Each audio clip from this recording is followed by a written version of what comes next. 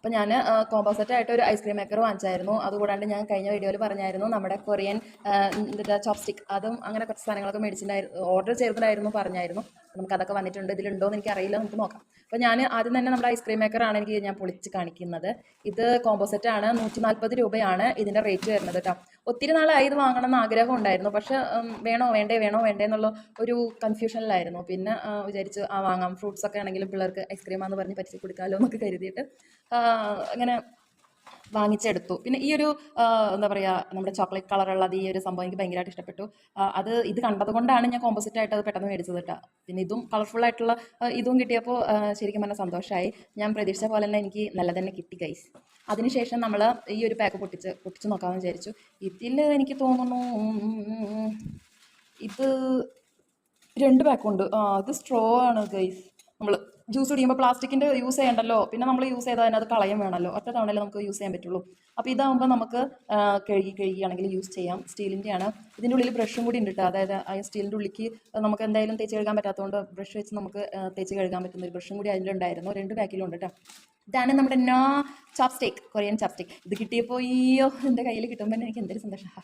ഇത് കഴിക്കാൻ, അതായത് ഇതുകൊണ്ട് കഴിക്കാൻ അറിയില്ല. ഞാൻ ജസ്റ്റ് ഒന്ന് പഠിച്ചിട്ടുണ്ട്, സ്പൂണൊക്കെ വെച്ച് വടിയും കോലൊക്കെ വെച്ചിട്ട്. പക്ഷേ ഞാനൊന്ന് ട്രൈ ചെയ്ത് നോക്കട്ടെ. ഇതെന്തരേ ഇങ്ങനല്ലേ? പക്ഷേ ഉണ്ടല്ലോ, എന്താ ചെയ്യാൻ പറ്റാത്തത്? ഇങ്ങനെ ഒരു മിനിറ്റ്. ഞാനിവിടെ നമ്മൾ നേരത്തെ ഫ്രൂട്ട് സലാഡ് ഉണ്ടാക്കിയ എൻ്റെ ഒരു ആപ്ലിക്കേഷൻ ഇരിപ്പുണ്ടായിരുന്നു, അത് ഞാൻ എടുത്ത് നോക്കുകയാണ്. എടുക്കാൻ പറ്റുന്നില്ല കേട്ടോ. സംഭവം ഞാൻ പഠിച്ചതായിരുന്നു, പക്ഷെ എനിക്കിപ്പോൾ പറ്റണില്ല. അയ്യോ ഇങ്ങനെ എടുക്കും, കുത്തിയെടുക്കുക. അത് പിന്നെ നമുക്ക് എല്ലാവർക്കും അറിയാലോ. ഇതിപ്പോൾ നിൽക്കൊരു മിനിറ്റ്. വെട്ടക്ക് കിട്ടണില്ല. ഞാനിത് പഠിച്ചതായിരുന്നു. ഇങ്ങനെ കുറച്ച് കയറ്റി കുറച്ച് വെച്ചാലോ.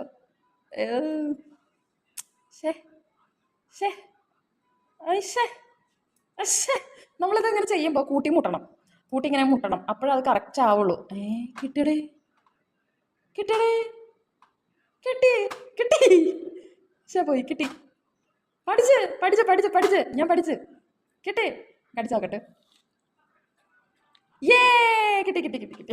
കിട്ടി. സത്തോടെ തയ്ക്കാൻ വയ്യ. അയ്യോ, 2 കോല് വെച്ച് കഴിക്കാന്ന് പറയണോ? ശരി, നിസ്സാര കാര്യമാണോ? നിസ്സാര കാര്യമല്ല ഗൈസ്, എനിക്കത് നിസ്സാര കാര്യമല്ല, വലിയ കാര്യമാണ്. വീണ്ടും കിട്ടുന്നില്ല. മറന്നുപോയി. നമ്മൾ ചെയ്ത് പഠിക്കണം. അതുകൊണ്ട് എനിക്ക് ഇപ്പി കഴിക്കണം. ഇപ്പി അല്ലെങ്കിൽ മാഗി. എനിക്ക് ഇപ്പിയാണ് ഇഷ്ടം. ഞാൻ ഇപ്പി കഴിക്കും. അതിൻ്റെ വീഡിയോ വരുന്നതായിരിക്കും. ഞാൻ നിങ്ങളെ വീഡിയോ ഇട്ടിട്ട് അങ്ങ് വെറുപ്പിക്കും. കിട്ടണില്ല, ഇങ്ങനെ ആടണം. അങ്ങനെയാണ്. അപ്പോൾ എന്തായാലും ഞാൻ അത്യാവശ്യം കുറച്ചൊക്കെ പഠിച്ചിട്ടുണ്ട്. ഇനി നമുക്ക് ഇത് പ്രാക്ടീസ്